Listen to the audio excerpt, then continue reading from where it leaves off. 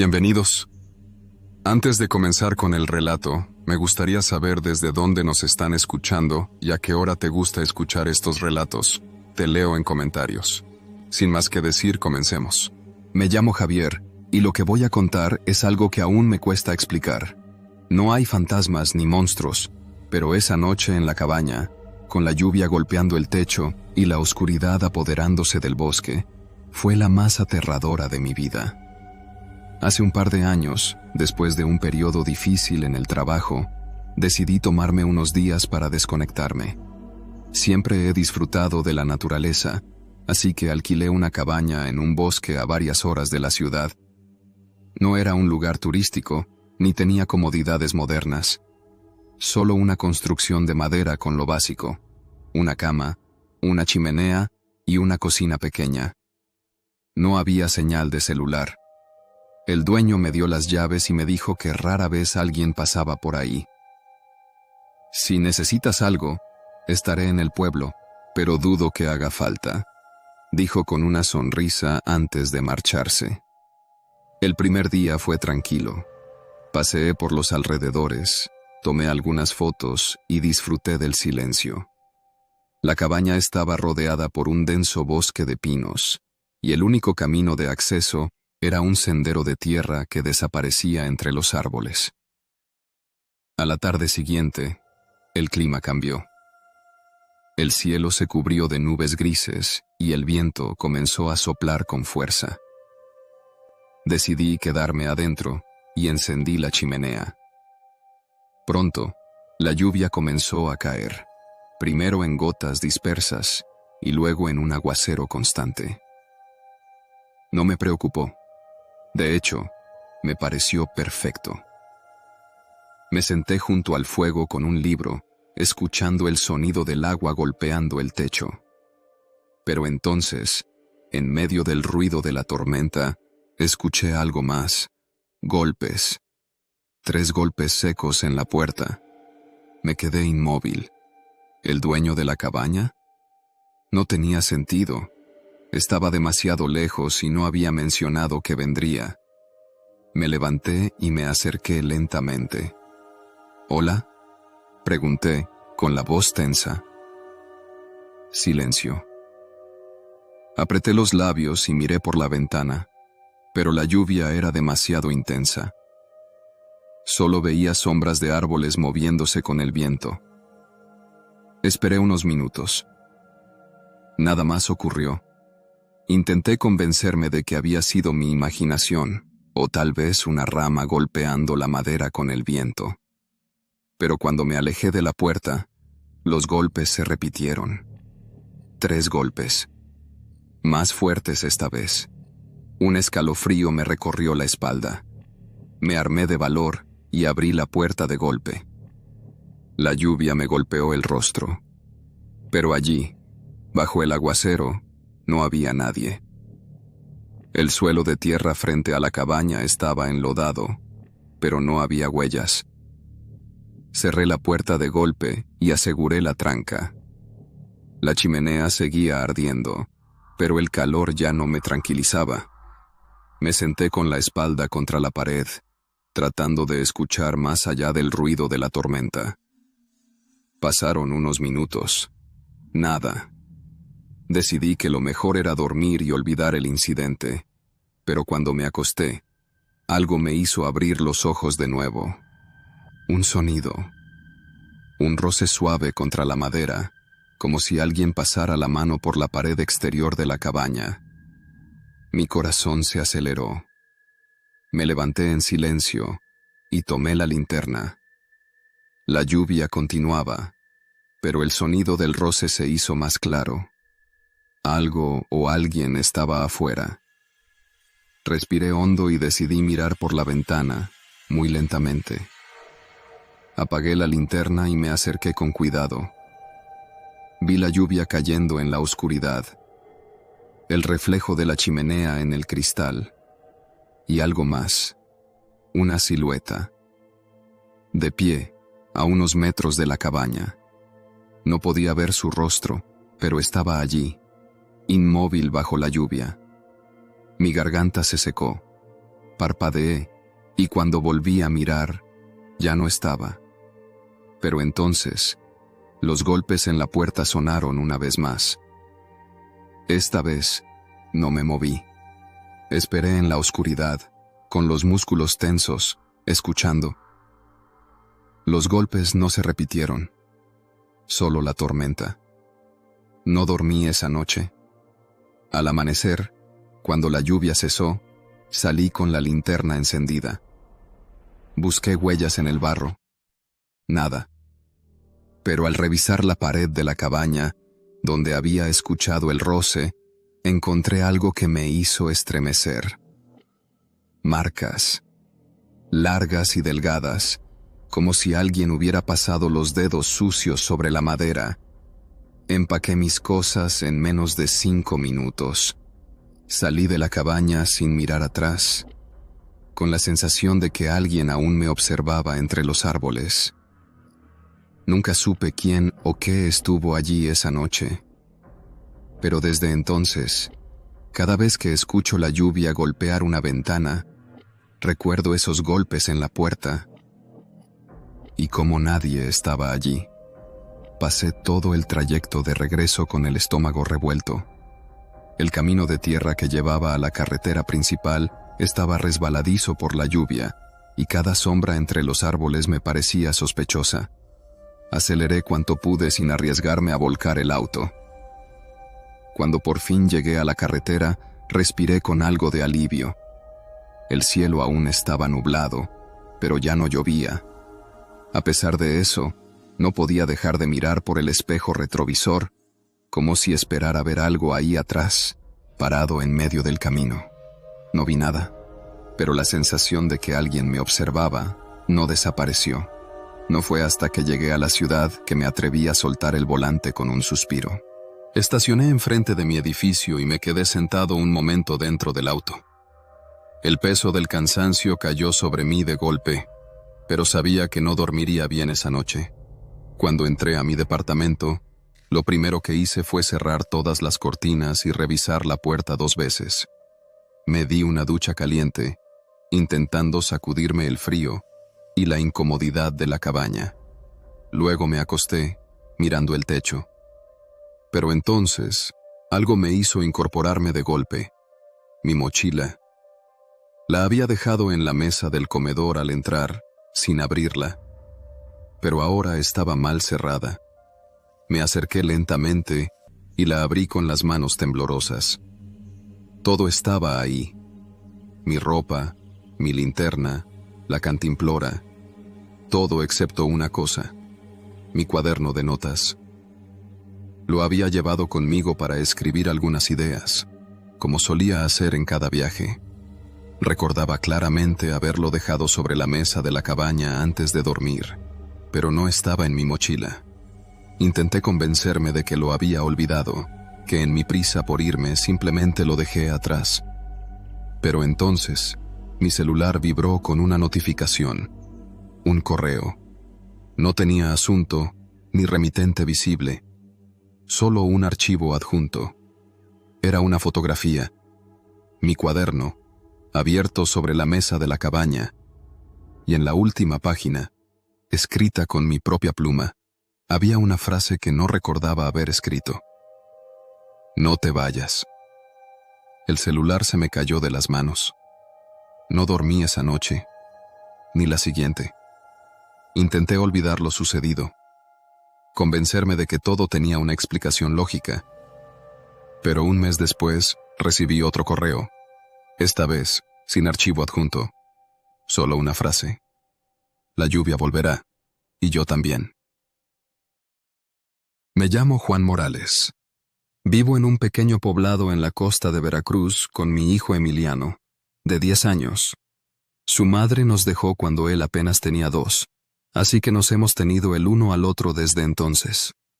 Soy pescador, como lo fue mi padre y el padre de mi padre antes que él. Mi vida gira en torno al mar, pero hoy desearía estar lo más lejos posible de él. El huracán Lorena se formó en el Caribe hace una semana. Los meteorólogos decían que iba a desviarse, que tal vez perdería fuerza antes de tocar tierra. Mentían, o al menos se equivocaron. Anoche, los radios de emergencia lo confirmaron. Categoría 5. Los que pudieron, se fueron al interior del estado. Yo no tuve opción. No tengo auto, no tengo familia en otro lado, y no me atreví a aventurarme con Emiliano en el caos de las carreteras bloqueadas. Nuestra casa es vieja, de madera reforzada, con láminas de zinc en el techo. No es gran cosa, pero ha resistido otras tormentas. La reforcé con tablones en las ventanas y llené todos los botes que encontré con agua potable. Compré comida enlatada y mantas, y metí al cuarto todo lo que el viento pudiera convertir en proyectil. Aún así, no podía prepararme para lo peor. Cuando la lluvia comenzó, el viento ya silbaba entre las grietas de la casa. Emiliano estaba en la sala, abrazando a su perro, Chato, un mestizo callejero que adoptamos hace unos años. Se veía asustado, aunque intentaba disimularlo. «Papá, ¿vamos a estar bien?» Me obligué a sonreír. «Claro, mijo. Es solo agua y viento. Mañana todo volverá a la normalidad». Mentí. A las 3 de la mañana, la tormenta estaba en su punto más fuerte. El viento golpeaba la casa como si quisiera arrancarla de cuajo. La lámina del techo crujía, las paredes temblaban y el agua se filtraba por cada rendija. De pronto, un estruendo. Algo pesado golpeó la pared trasera. Emiliano pegó un brinco. «¿Qué fue eso?», preguntó con voz temblorosa. Tomé la escopeta que mi padre me dejó. Solo tenía 2 cartuchos, pero era mejor que nada. «No lo sé, pero quédate aquí con Chato. No te muevas». Salí al pasillo y me acerqué a la ventana. Apenas pude ver entre las tablas que clavé horas antes, pero afuera todo era un torbellino de lluvia y ramas volando. Entonces los vi. Un grupo de hombres avanzaba a trompicones en medio de la tormenta. 5, tal vez 6. Traían machetes y una barreta para forzar puertas. Uno cargaba un costal al hombro. No parecían rescatistas ni vecinos pidiendo ayuda. Eran saqueadores. El pueblo entero estaba sin luz, y con la policía ocupada en otros asuntos, sabían que podían hacer lo que quisieran. Uno de ellos, un hombre alto con poncho de plástico negro, señaló hacia nuestra casa. «Esa no la hemos revisado», gritó. Mi estómago se revolvió. Corrí de vuelta a la sala y cerré la puerta con seguro. Emiliano me miró con ojos grandes. «Escóndete con Chato en el closet», le susurré. «Papá, hazlo ya». Lo vi correr al cuarto y cerrarse dentro del ropero. Chato gimoteó, pero se quedó con él. No podíamos hacer ruido. Los hombres llegaron. Golpearon la puerta. «Sabemos que hay alguien adentro», gritó uno. Golpearon de nuevo. Más fuerte. Intentaban derribarla. Tomé aire y apunté la escopeta hacia la entrada. Si rompían la puerta, al menos me llevaría a uno. Un golpe ensordecedor, otro. La madera cedió. «Cuidado, está armado», gritó uno cuando me vio. Disparé. El estallido retumbó en la casa. Uno de ellos cayó hacia atrás, gritando y sujetándose el muslo. Solo me quedaba un cartucho. Los demás se agazaparon. «No seas pendejo. Solo queremos comida. Pues búsquenla en otro lado», les grité. Oí pasos rodeando la casa. Querían entrar por la parte trasera. Me moví rápido y puse un mueble contra la puerta de la cocina. Pero entonces, el viento rugió más fuerte. El viento dejó de sonar de repente. Un silencio extraño invadió el pueblo. El ojo del huracán estaba sobre nosotros. Afuera, los saqueadores también lo notaron. Un hombre se asomó por la ventana rota. «Si nos disparas, vendremos por tu hijo», dijo con una sonrisa burlona. Me congelé. Sí, lo vimos. Sabemos que tienes un niño. Sentí náuseas. Sabían que tenía a Emiliano. En ese momento, un rugido metálico sonó sobre nuestras cabezas. Miré hacia arriba. La lámina del techo se desprendió. En minutos, el viento volvería con toda su fuerza. Tenía segundos para decidir. Miré la escopeta. Un solo disparo no me alcanzaría para los 5. Corrí al closet. Emiliano temblaba abrazando a Chato. «Vamos a salir por atrás», le dije. «Pero están ahí afuera. Confía en mí». Aprovechando el ojo del huracán, salimos sigilosos por una ventana lateral. Corrimos sin mirar atrás. No fuimos los únicos. Otras familias también aprovechaban el respiro de la tormenta para escapar. Vi a los saqueadores voltearse confundidos. No nos vieron a tiempo. Corrimos hasta la iglesia, donde varios vecinos se refugiaban. Apenas cruzamos la puerta, el huracán volvió con furia. Todo crujía, los postes se doblaban, el pueblo entero parecía colapsar. No supe qué pasó con los saqueadores. Solo sé que, cuando la tormenta terminó, nuestra casa ya no existía. 2 días después, caminamos entre los escombros.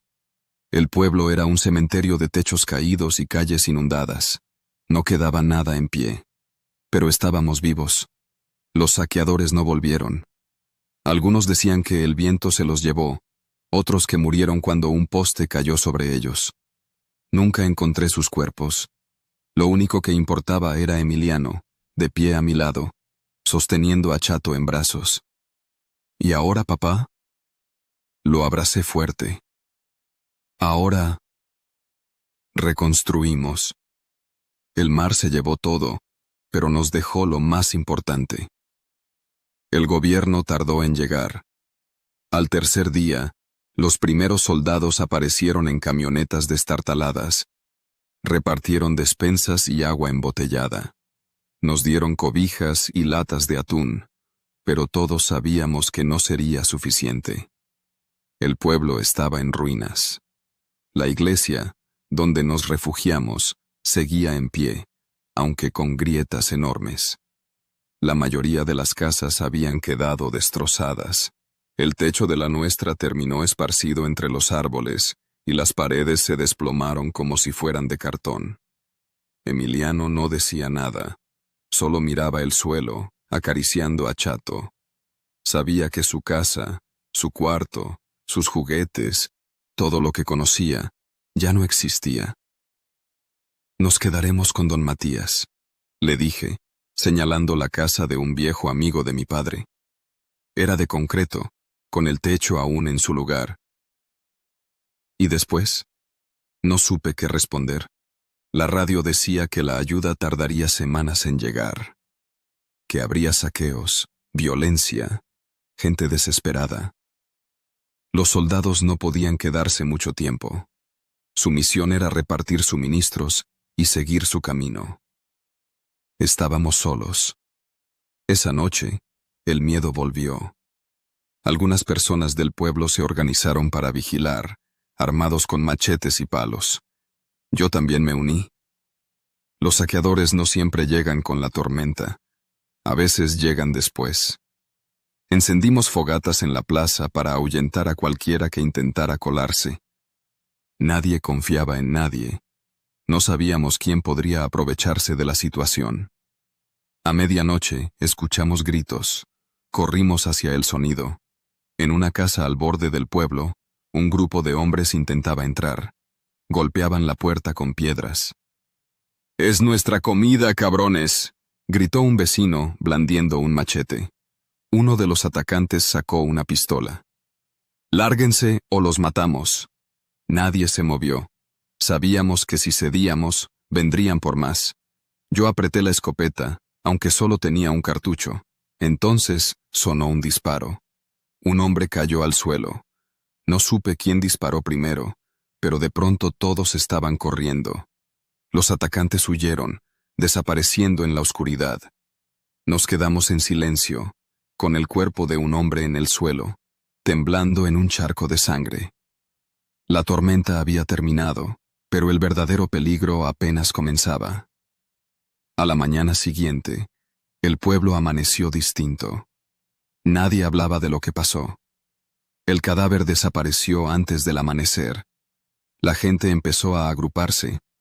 Algunos buscaron armas, otros acapararon comida. Se formaron pequeños bandos.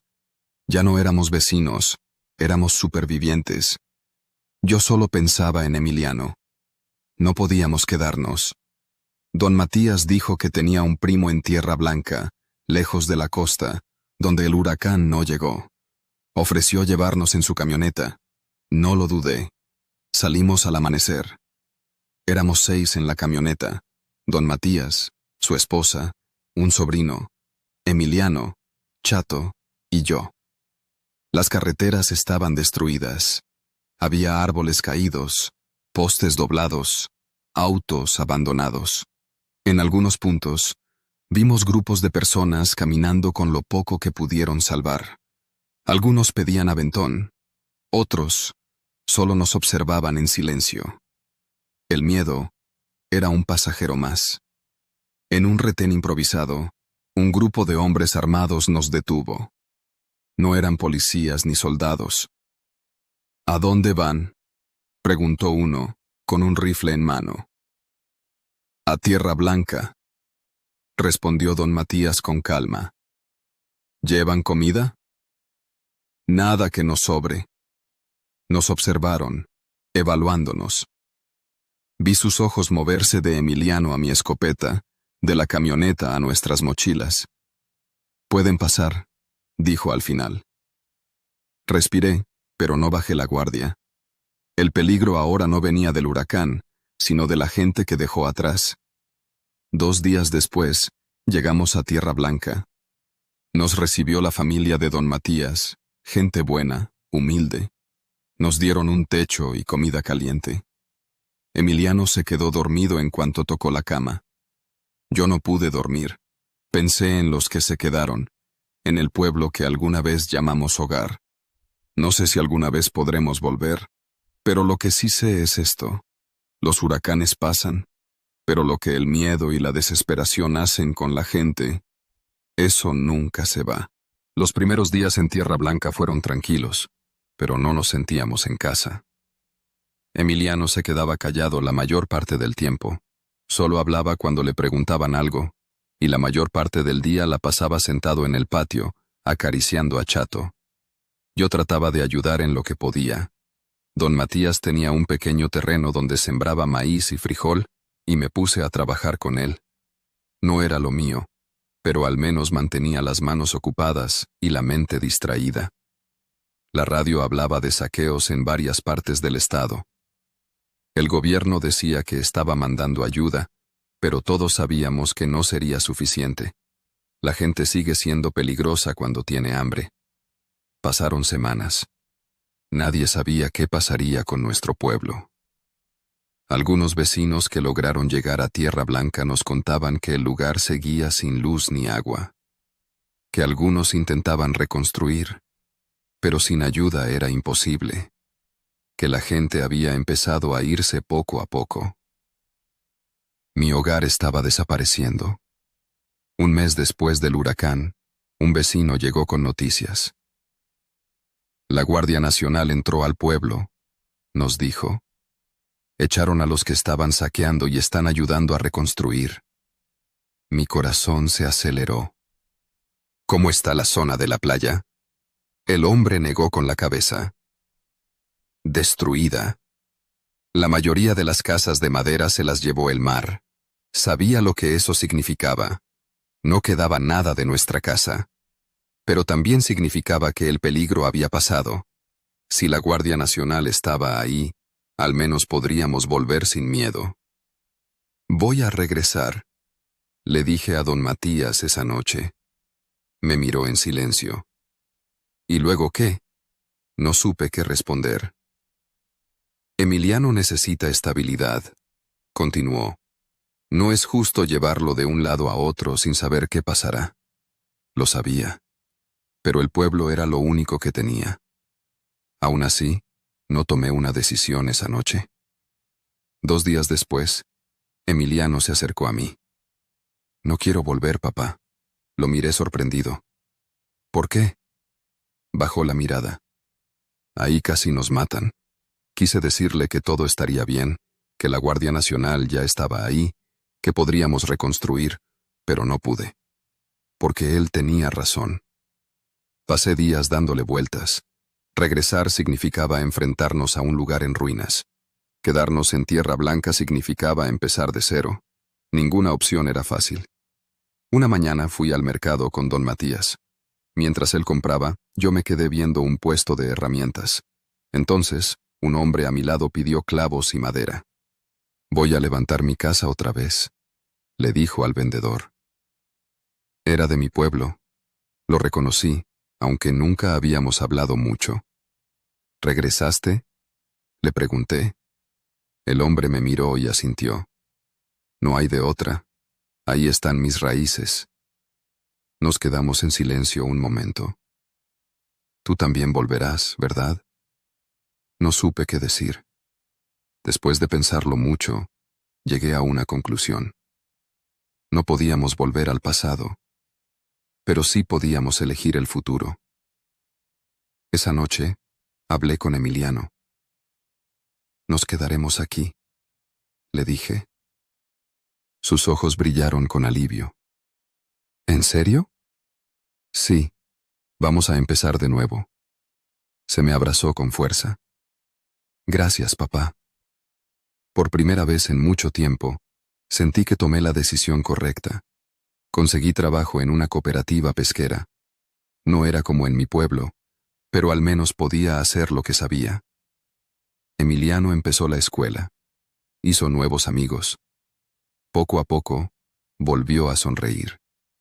Y yo, por primera vez, dejé de pensar en lo que perdimos. No fue fácil. No fue rápido. Pero con el tiempo, el huracán se convirtió en un recuerdo, no en una herida abierta. Porque entendí algo. Las casas pueden desaparecer, los pueblos pueden cambiar, pero mientras estemos juntos, siempre habrá un hogar para volver.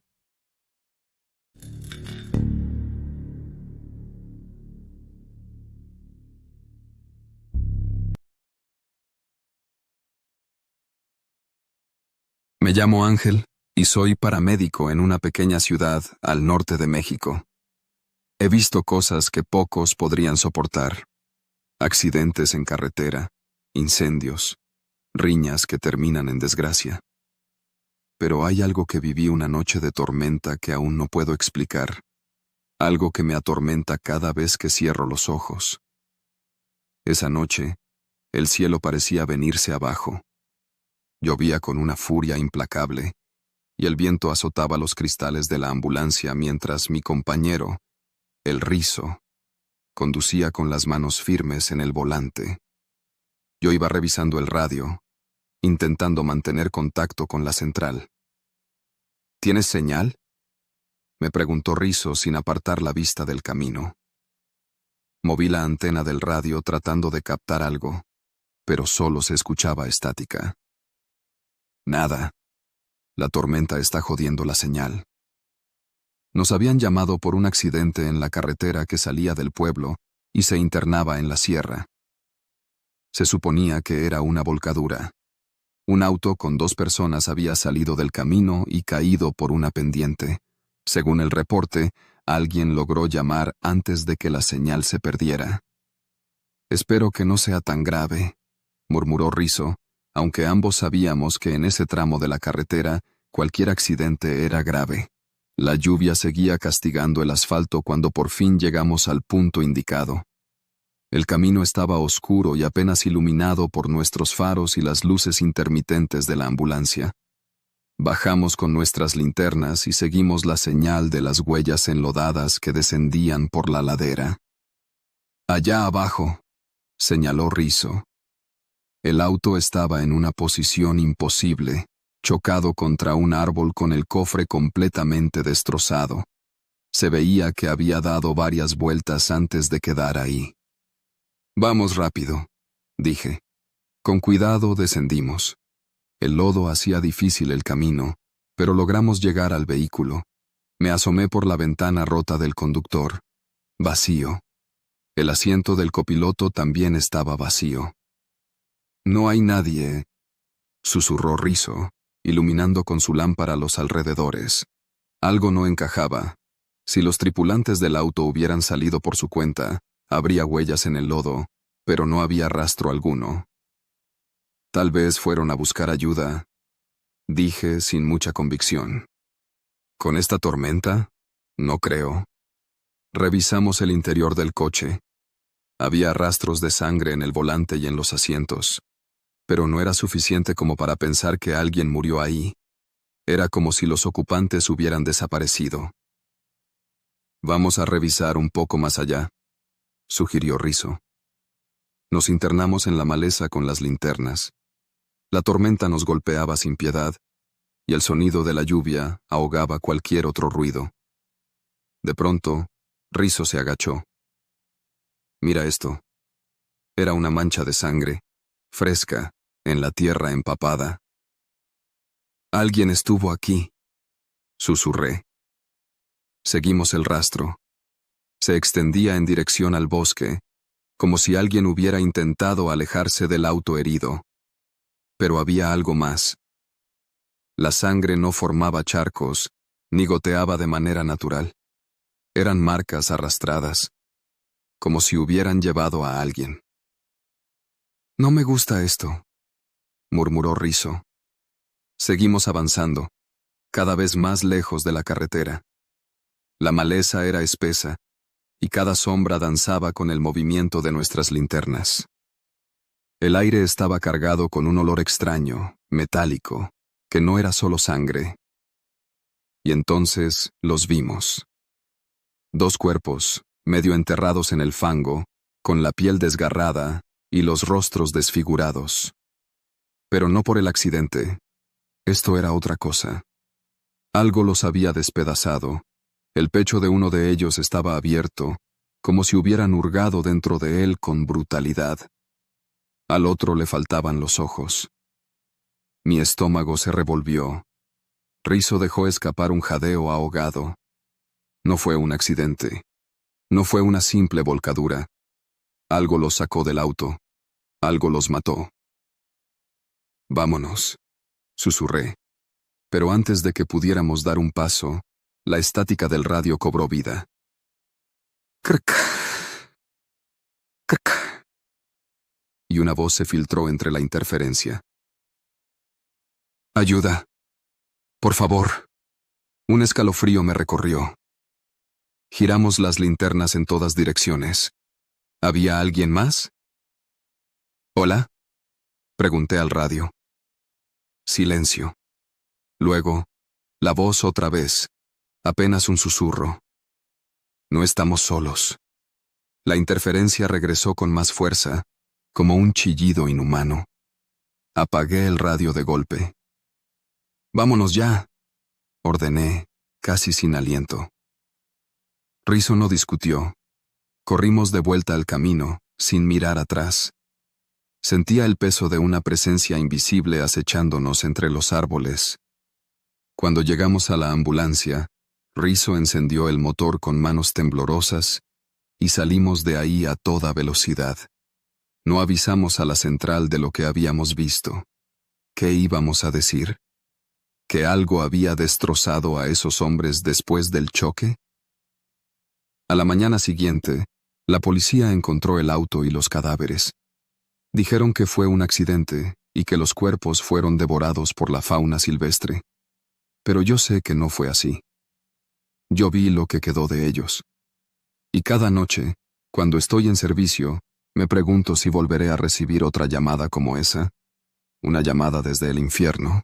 Los días siguientes, la sensación de que algo no estaba bien no me abandonó. Ni a mí ni a Rizzo. No hablamos mucho del tema, pero lo veíamos en los ojos del otro. No era solo miedo, era una certeza. En ese bosque había algo que no queríamos entender. El caso se cerró como un accidente. La policía y los peritos concluyeron que los cuerpos fueron atacados por coyotes o algún otro animal carroñero después del choque. Pero yo sabía que era mentira. Ningún animal hace cortes tan precisos, y ningún coyote abre un torso como si buscara algo dentro. Intenté olvidarlo. Seguí trabajando.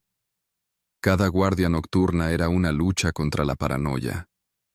Miraba por los espejos, esperando ver algo en la carretera, en los callejones oscuros, en cualquier rincón donde la luz de la ambulancia no llegara.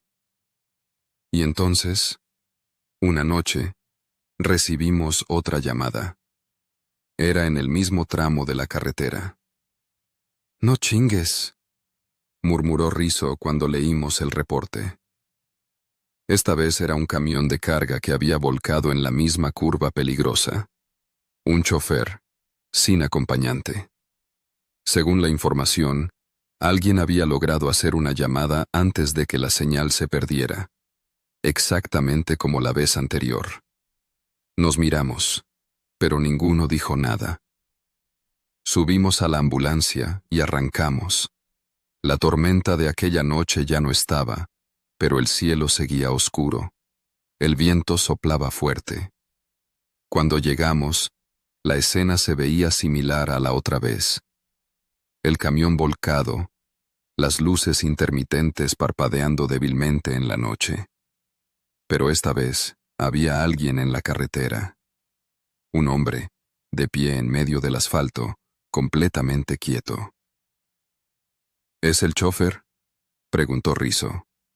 Tomé la linterna y bajé lentamente.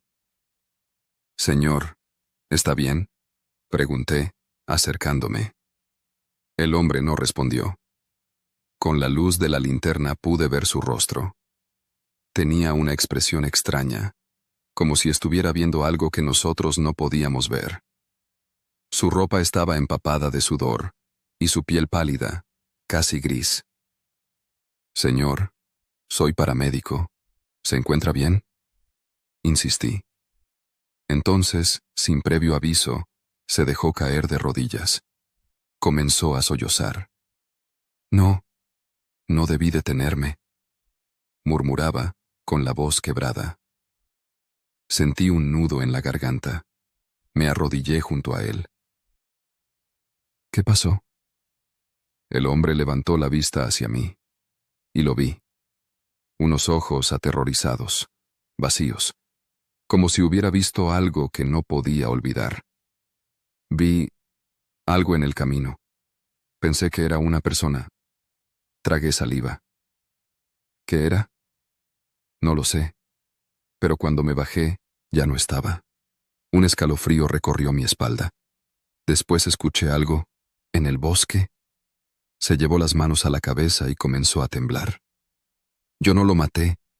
No fui yo. Mi respiración se hizo más pesada. ¿A quién?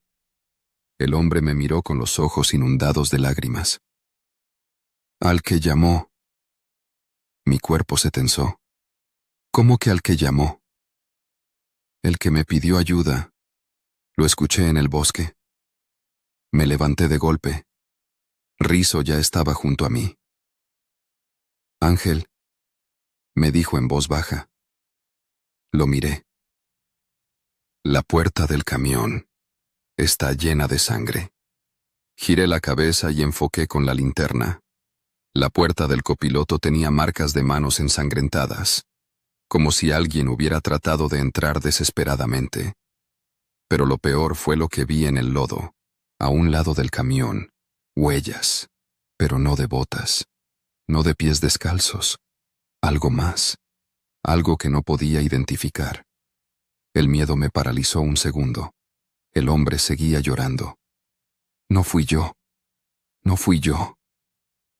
La radio en mi cinturón crujió con interferencia. «Ayuda». Mi corazón se detuvo. La voz era la misma. Exactamente la misma que había escuchado aquella noche en el bosque. Solté el radio. «Nos vamos. Ahora». Subimos al hombre a la ambulancia y arrancamos de inmediato. No miré atrás. Nunca miré atrás. El caso del camión se cerró igual que el anterior. Dijeron que el chofer perdió el control, que las marcas en la puerta eran de sus propias manos cuando intentó salir herido. Pero yo sé que no fue así. Algo está en ese bosque, algo que solo aparece cuando alguien queda varado en la tormenta. Y la radio, la maldita radio. Todavía a veces cruje en la noche, aunque no haya llamada, aunque no haya tormenta, como si algo estuviera esperando. Después de aquella noche con el chofer, hice lo posible por borrar de mi mente lo que pasó. Pero hay cosas que se quedan contigo, como una sombra detrás de la nuca, algo que sabes que está ahí, aunque no puedas verlo. Rizo y yo seguimos en el servicio, aunque evitábamos esa carretera cuando podíamos. No hablábamos del tema, pero en cada guardia nocturna notaba cómo su rodilla se movía con ansiedad o cómo encendía un cigarro tras otro, incluso cuando nunca fumaba tanto antes. Hasta que un día, Rizo dejó de venir. Faltó a un turno, algo que nunca hacía. Intenté llamarlo, pero su teléfono mandaba directo a buzón. Pregunté en la base, pero nadie sabía nada. Al día siguiente fui a su casa. Toqué la puerta varias veces. Nada. Justo cuando estaba por irme, la puerta se abrió. Era su mamá. «Ángel», dijo con la voz tensa. Su rostro se veía demacrado, los ojos hinchados. «¿Dónde está Rizo?», pregunté. Ella bajó la mirada. «Desde anoche, no ha vuelto». Un vacío se formó en mi estómago. «¿Cómo que no ha vuelto? ¿Salió a algún lado?». Su mamá asintió lentamente. Dijo que tenía que ver algo, que no podía seguir con la duda. Mi piel se erizó. «¿A dónde fue?». Ella tragó saliva. «A la carretera». No lo pensé 2 veces. Subí a la ambulancia y me dirigí a la carretera. Sabía exactamente a dónde había ido, al mismo punto donde encontramos el camión y, antes de eso, el auto volcado. El sol estaba por ponerse cuando llegué. Dejé la ambulancia a un lado del camino y caminé hacia la curva fatídica. No tardé en encontrar su coche. Estaba estacionado junto a la carretera, con la puerta del conductor entreabierta. No había señales de él. «Rizo», llamé en voz baja, aunque no esperaba respuesta. Revisé el interior del auto. Su celular estaba en el asiento. La pantalla rota, como si lo hubiera tirado con fuerza. Entonces vi algo en el suelo. Huellas. Las mismas huellas extrañas que vimos aquella noche junto al camión. Me enderecé y miré hacia el bosque. Un nudo de temor me apretó el pecho. «No mames, Rizo. ¿Qué hiciste?». Sin pensarlo demasiado, tomé la linterna de la ambulancia y me interné entre los árboles. El silencio del bosque era sofocante. No había grillos, ni aves, ni viento moviendo las ramas. Solo el sonido de mis pasos sobre el follaje húmedo. Seguí las huellas. El olor a tierra mojada y algo más denso, más metálico, comenzó a llenar el aire. Y entonces lo vi. Primero, su chamarra. Estaba colgada en una rama baja, como si alguien la hubiera puesto ahí a propósito. Seguí avanzando. Unos metros adelante, encontré su radio. Estaba destrozado. Seguí caminando, aunque cada fibra de mi cuerpo me decía que regresara. Hasta que finalmente lo vi. Rizo estaba de rodillas en medio del bosque. Sus brazos colgaban a los lados, y su cabeza estaba baja, con la barbilla tocando su pecho. Mi garganta se secó. «Rizo». No se movió. Me acerqué lentamente. «Hermano, soy yo». Entonces levantó la cabeza, y vi su rostro. Sus ojos estaban abiertos, pero vacíos, como si estuviera viendo algo más allá de mí, algo que yo no podía ver. «No debí venir», susurró con una voz quebrada. Sentí que el aire se volvía pesado a mi alrededor. «¿Qué viste?» Rizzo tembló. «No, lo sé». Dio un respingo y su rostro se torció de miedo absoluto. «Pero me habló». Mi piel se erizó. «¿Quién?» «No sé. No tenía cara. No tenía nada». Di un paso hacia él. «Hermano, vámonos de aquí». Pero antes de que pudiera tocarlo, la radio en mi cinturón crujió y una voz susurró entre la estática. «No están solos». La linterna se apagó de golpe. Mi corazón martilló en el pecho. No podía ver nada. «Rizzo, párate, vámonos». Lo jalé con fuerza y sentí su cuerpo tembloroso levantarse. Corrimos. No miré atrás. Pude escuchar algo moviéndose en la maleza. Algo grande. Algo que no caminaba como un animal normal. Cuando por fin llegamos a la carretera, nos metimos a la ambulancia y arranqué sin pensar. Los dos estábamos pálidos, jadeando, temblando. No hablamos en todo el camino. Cuando llegamos al pueblo, Rizzo solo me miró con el rostro demacrado. «No vuelvas ahí, hermano». No volví. Ni él. Han pasado meses desde esa noche. Rizzo dejó el servicio poco después. Se fue del pueblo sin despedirse de nadie. Yo sigo aquí, sigo en la ambulancia. Pero cada vez que suena la radio en medio de la noche, mi cuerpo se tensa. No he vuelto a esa carretera, pero la gente sigue teniendo accidentes ahí. Y algunas veces, cuando revisamos los reportes de la central, veo algo que me hace sudar frío. Llamadas que entran desde la zona del bosque, sin número de origen, sin voz clara, solo estática, y un susurro que apenas se entiende. Me llamo Raúl y lo que voy a contar sucedió hace 4 años, en una cabaña en la Sierra Tarahumara, Chihuahua. He intentado explicarlo de muchas formas, pero nada encaja del todo. Si fue alguien jugándome una broma, nunca supe quién. Y si fue algo más, prefiero no pensarlo. En ese entonces, trabajaba como fotógrafo de paisajes, y mi proyecto era capturar la naturaleza de las montañas después de una tormenta. La región es conocida por sus cambios de clima impredecibles y sus vistas espectaculares cuando las nubes se disipan al amanecer. Para estar cerca de los mejores puntos de observación, renté una cabaña aislada, a unos 15 kilómetros del poblado más cercano. Era un lugar rústico, de madera envejecida por la humedad, con una chimenea de piedra y un par de habitaciones pequeñas.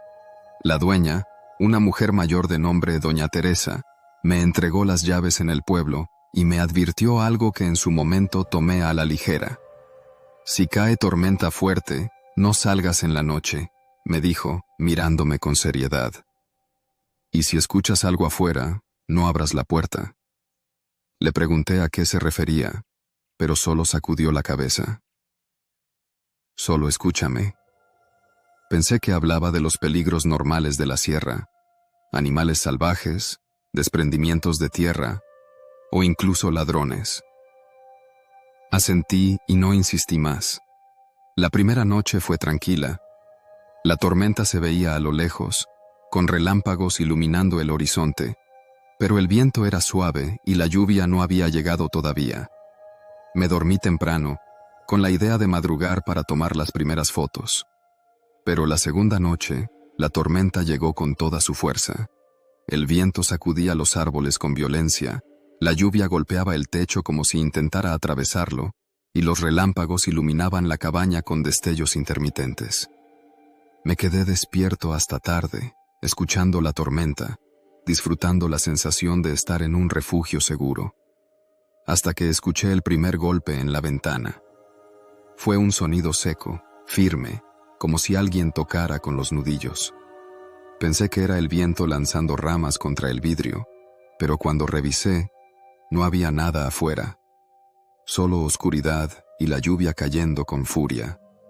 Regresé a la mesa y continué revisando mis fotografías, pero unos minutos después, el golpe se repitió. Esta vez, más fuerte. Me levanté y me acerqué lentamente a la ventana, enfocando mi linterna en el cristal. Nada. No había huellas en el barro bajo la ventana, ni ramas cerca. Solo los árboles balanceándose violentamente bajo la tormenta. Respiré hondo y regresé a la mesa, tratando de ignorarlo. Pero los golpes continuaron. No eran constantes. A veces pasaban minutos entre uno y otro, pero cada vez sonaban más insistentes. Tomé mi cámara y, sin encender la linterna, apunté hacia la ventana y tomé una foto con flash. Cuando revisé la imagen, mi piel se erizó. Había algo en el vidrio, no una figura, ni un rostro claro, solo una sombra oscura, una mancha borrosa justo en el centro del cristal, como si algo hubiera estado ahí y se hubiera movido antes de que el flash capturara su forma. El siguiente golpe sonó con tanta fuerza que sentí el suelo vibrar. Salté de mi asiento y corrí hacia la chimenea, donde tenía un cuchillo de cocina que había llevado para preparar la cena. No era un arma, pero en ese momento me hizo sentir un poco menos indefenso. Los golpes continuaron. Ahora sonaban en diferentes ventanas, como si algo estuviera rodeando la cabaña. Salí del comedor y fui a la habitación. La ventana de ahí también recibió un golpe fuerte. El miedo me paralizó. Encendí la linterna y, con el pulso temblando, la dirigí hacia la ventana. Nada, solo mi reflejo en el vidrio y la tormenta rugiendo afuera. Regresé al comedor y me aseguré de que la puerta estuviera bien cerrada. No iba a salir a revisar. Recordé las palabras de Doña Teresa. Si escuchas algo afuera, no abras la puerta. Me senté junto a la chimenea, con el cuchillo en la mano, esperando. La tormenta continuó durante horas, y los golpes no cesaron. Pero lo más aterrador fue lo que ocurrió cerca del amanecer. De repente, los golpes se detuvieron. La lluvia seguía cayendo, pero ya no había ruido en las ventanas. Suspiré aliviado. Tal vez, fuera lo que fuera, se había ido. Pero entonces, escuché el picaporte de la puerta girar. Me congelé. La puerta estaba cerrada con llave. Yo mismo la había asegurado. Pero algo la estaba probando, moviendo el picaporte de un lado a otro con lentitud. No podía respirar. Me levanté, aferrando el cuchillo con todas mis fuerzas. Entonces, el picaporte dejó de moverse.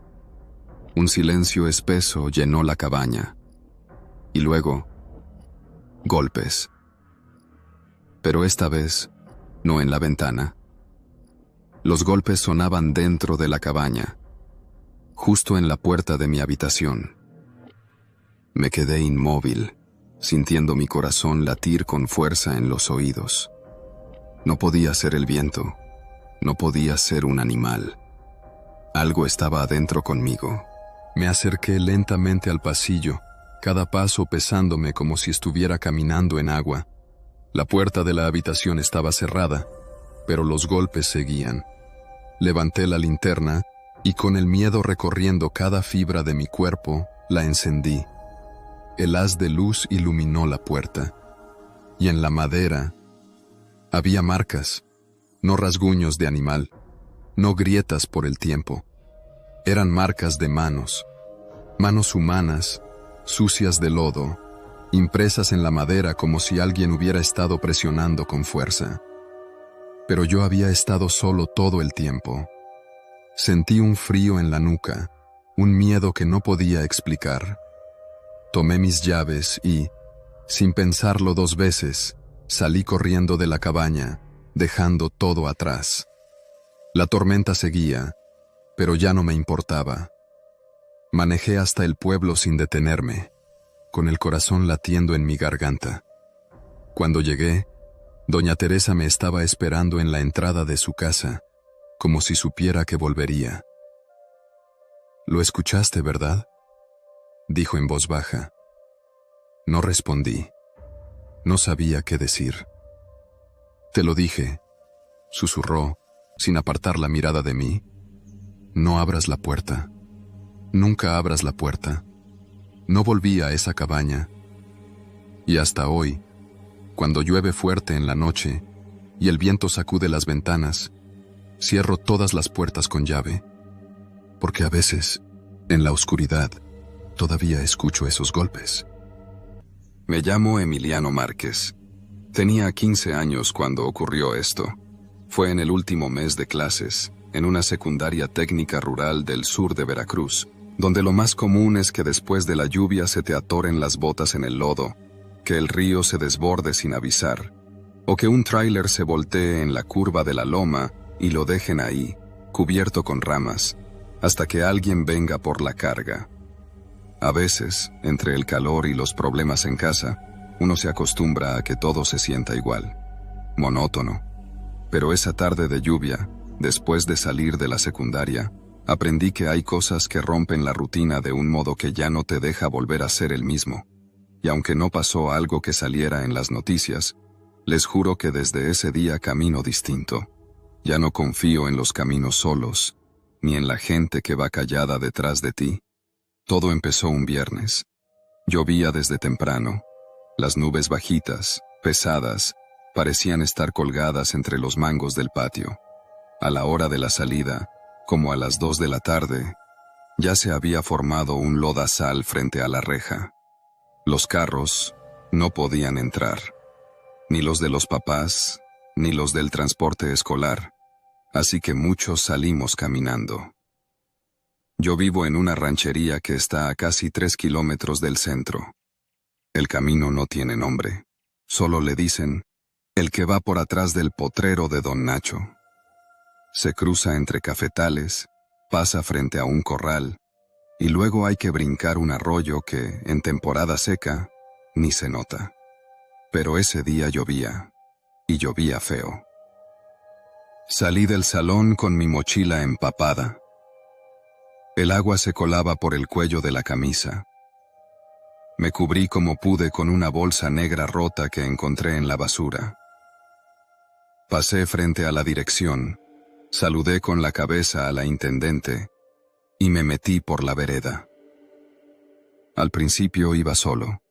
Se oían los truenos a lo lejos. Las hojas de plátano goteaban lento, como si lloraran. Me apuré, queriendo llegar antes de que el arroyo se pusiera bravo. Pero al voltear, vi que no iba tan solo. Detrás de mí, como a unos 50 metros, venía otro chavo. No lo reconocí. No era de mi grupo ni lo había visto en la secundaria. Al principio pensé que sería de otra escuela o alguien de paso. Llevaba sudadera con capucha, negra, y no cargaba mochila. Caminaba sin prisa, pero no se detenía. Seguí adelante. No dije nada. Pensé que iba para su casa, igual que yo. A los 2 minutos volví a mirar atrás. Seguía ahí. Misma distancia, sin mojarse demasiado, como si supiera por dónde pisar. Lo que me inquietó fue que, aunque la lluvia le caía directo en la cara, no se sacudía, ni se protegía con nada. Aceleré el paso. El sonido del agua golpeando la tierra me hacía difícil escuchar si pisaba más fuerte. Intenté distraerme, pensando en la tarea de matemáticas o en el partido del domingo. Pero algo me obligaba a seguir volteando. Ahí seguía. Lo perdía de vista en las curvas, pero al llegar a la siguiente recta, volvía a aparecer. No corría, no hablaba, solo venía, como si supiera exactamente cuánta distancia mantener. Me metí por la vereda del corral de Don Nacho, una ruta más corta, aunque más enlodada. Salté la cerca de alambre oxidado. El agua ya me había calado hasta los tobillos. Crucé frente a los becerros. que mugían con esa mirada triste de siempre. Me metí por detrás del gallinero viejo, buscando perderlo. Pero cuando crucé el campo de limones y salí al siguiente tramo del camino, lo vi. Ya estaba ahí. Venía por el lado opuesto, como si hubiera tomado otro atajo. Me quedé quieto. No se acercó. Solo caminó a mi ritmo, como si estuviera seguro de que yo no tenía a dónde más ir. Ahí fue cuando sentí algo que no sabía que podía sentir.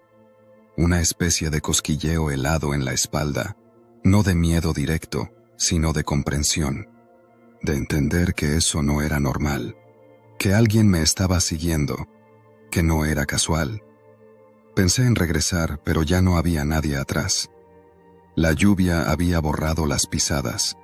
No había testigos. Entonces apreté el paso.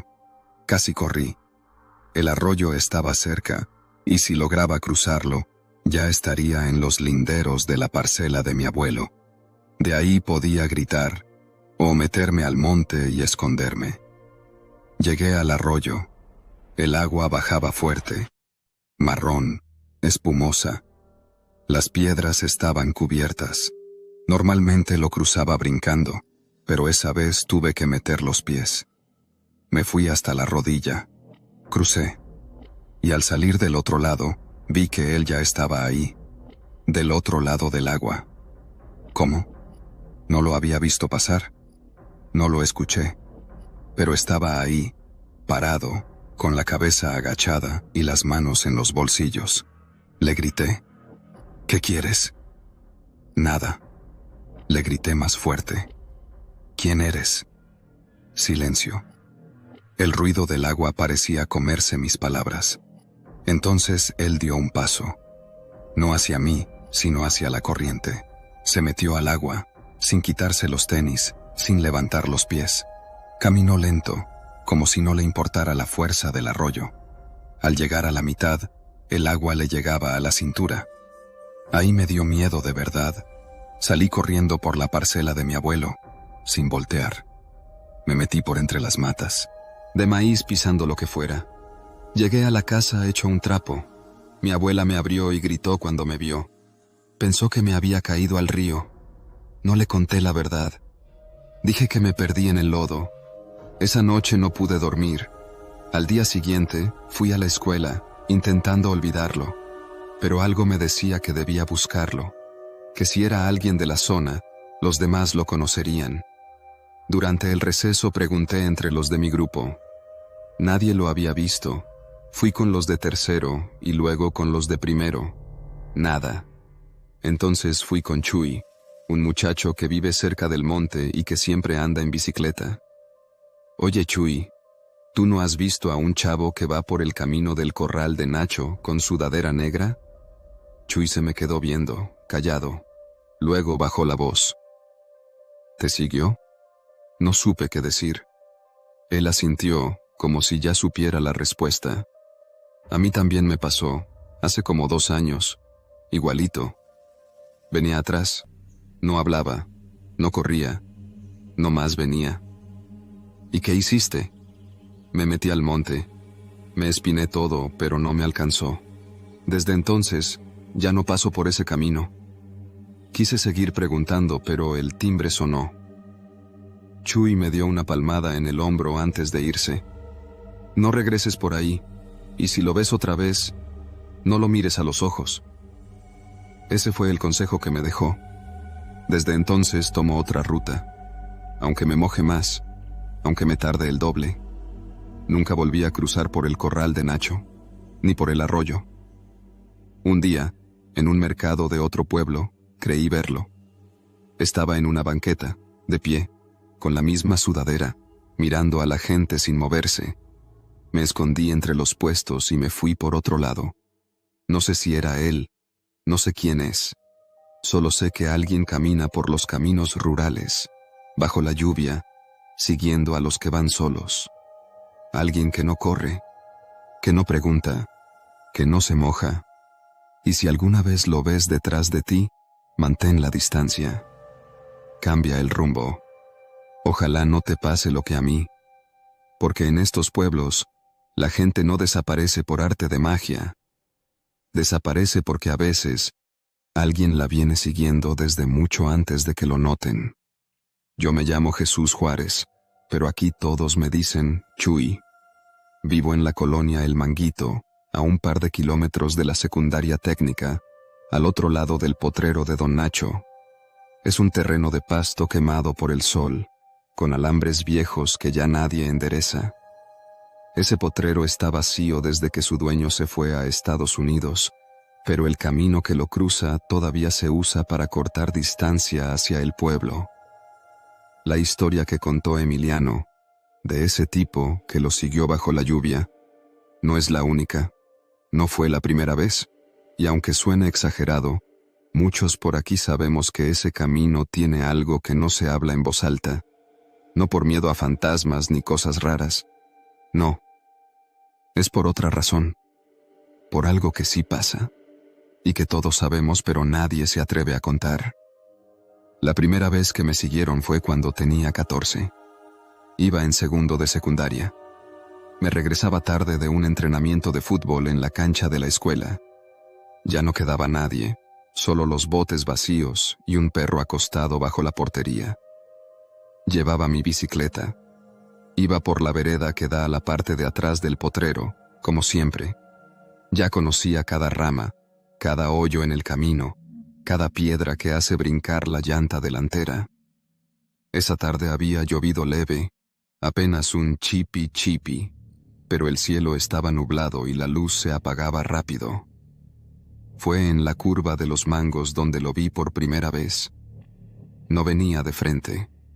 Estaba parado, al borde del camino, justo donde el pasto se empieza a poner alto. No hacía nada, solo miraba. Al principio pensé que era alguien del rancho, o un borracho. Me puse nervioso, pero no paré. Seguí pedaleando. Lo dejé atrás. A los 5 minutos, al pasar por el bordo viejo del canal, lo volví a ver. Ya estaba ahí. ¿Cómo? No me lo explico. Era el mismo tipo, sudadera negra, la capucha puesta, sin mochila, y otra vez, sin moverse. Esta vez sí me detuve. Me bajé de la bici y saqué el cuchillito que siempre traía en la mochila. No es que pensara usarlo, pero uno se siente menos solo con algo en la mano. ¿Qué quieres?, le grité. Nada. Silencio. Entonces me subí a la bici y me fui por el maizal de la familia García. Me metí como pude, rompiendo hojas, llenándome de tierra. Llegué por un camino diferente, casi sin luz, pero llegué a casa. No le conté a nadie. Solo dejé de pasar por ahí. Durante semanas lo soñaba. No de forma terrorífica, sino como cuando sientes que alguien te está viendo desde una calle sin luz. Era más eso que miedo directo. Tiempo después, me enteré que a otros les había pasado algo parecido. Mi primo Neto, que ahora está en Coatzacoalcos, me dijo que una vez, cuando tenía 13, lo persiguió a alguien por la misma zona, y que no se lo había contado a su mamá por no preocuparla. A una amiga, Lisbeth, la siguieron también, aunque ella nunca dijo mucho. Solo dejó de ir sola a la secundaria. Pero lo que me hizo empezar a juntar las piezas fue lo que pasó con un chavo que venía del ejido La Esperanza. Se llamaba David. Estaba en tercero. Era callado, pero buena onda. Un día dejó de venir. Dijeron que se había ido con sus tíos a Monterrey, pero en la escuela, su carpeta de dibujo quedó sobre el pupitre por más de un mes. Nadie la tocó. Era como si nadie quisiera moverla. Yo la abrí. Tenía puros dibujos de caminos, de veredas entre árboles, senderos con lluvia, gente caminando sola. Uno de los dibujos me heló. Era el de un chavo caminando con mochila, y detrás, a unos metros, otro tipo de pie, igualito al que vi yo. Y, según me dijo Emiliano después, igual al que lo siguió a él. Me quedé con eso en la cabeza. Ya tenía 17 cuando decidí volver a pasar por el camino del potrero. Lo hice a propósito. Llevaba linterna, el celular cargado y mi bici con las llantas nuevas. Lo planeé para una tarde sin lluvia, con luz clara. Quería comprobar si lo que recordaba era real o si me lo había imaginado. Todo estaba igual. Los árboles doblados por el viento, los plásticos atorados en las ramas, los perros ladrando a lo lejos. No vi a nadie. Avancé tranquilo. Me sentía medio ridículo. Pero al cruzar la segunda curva, lo volví a ver. Ya no era una sombra entre ramas. Era una persona, con sudadera, sin mochila, igual que la vez anterior. Esta vez no estaba solo. A su lado, vi una moto apagada, como si lo estuviera esperando alguien más. No me detuve. Di la vuelta. Me regresé pedaleando, no a toda velocidad, pero sin pausa. Al llegar a casa, me senté bajo la regadera sin decir nada.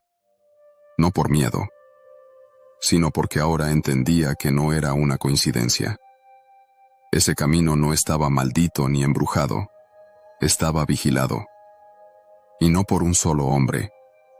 Empecé a prestar más atención, a leer los grupos de Facebook del pueblo, las alertas, los avisos de desaparecidos que se borraban a los pocos días, las niñas que ya no iban a la escuela porque los papás decían que era peligroso, o hicieron que todo pareciera culpa de la lluvia, del lodo, de los perros. Pero yo ya había visto demasiado. Una vez fui con un maestro de esos nuevos que venían de la ciudad a hacer prácticas. Le conté lo que pasaba. Me escuchó serio. Luego me dijo: Chuy, hay lugares donde el gobierno no manda, donde los caminos tienen dueño, donde el que pregunta no vuelve a caminar por el mismo lado. No insistí más, pero decidí hacer algo. No para ser héroe ni justiciero, sino para evitar que otros terminen como David. Conseguí un celular viejo que ya no usaba. Lo preparé con una app que graba todo lo que se ve. Una tarde fui con Emiliano, le conté mi plan. Quería grabar el recorrido, no mostrar el rostro de nadie, solo probar que había alguien siguiendo. Él dudó, pero aceptó. Nos metimos por el camino, como hace años. Yo iba con la cámara escondida en la mochila, abierta un poco. Emiliano iba adelante, yo detrás. No duramos ni 15 minutos. La figura apareció. Esta vez, sí, detrás de nosotros. No hizo nada. Pero el video quedó. Se ve borroso, con gotas de lluvia y ramas que tapan a ratos. Pero se ve claramente una figura caminando, siguiendo nuestra misma ruta, sin decir nada, sin desviar el paso. Ese video lo subimos a una cuenta sin nombre. Lo compartimos en un foro de seguridad rural. Nunca supimos si alguien lo vio. A la semana, el celular desapareció. No me lo robaron. Lo dejé cargando en casa y cuando volví ya no estaba. Nadie más había entrado. Tampoco tocaron nada más. Desde entonces, cada vez que camino cerca del potrero de Don Nacho, siento que alguien observa desde el monte. No es fantasía, no es leyenda, es algo peor. Gente que sabe que esos caminos no tienen testigos, que sabe cuando pasa alguien solo, y que aprovecha ese silencio para hacer cosas que no se pueden contar. Yo sigo aquí. Ya salí de la secundaria, trabajo en el rancho del tío Polo, pero nunca olvido lo que vi.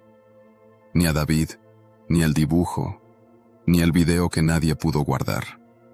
Y si tú, algún día, andas por una vereda sola, después de la lluvia, y escuchas pasos que no son tuyos, no mires atrás, no preguntes, y sobre todo, no tomes la ruta del potrero de Don Nacho.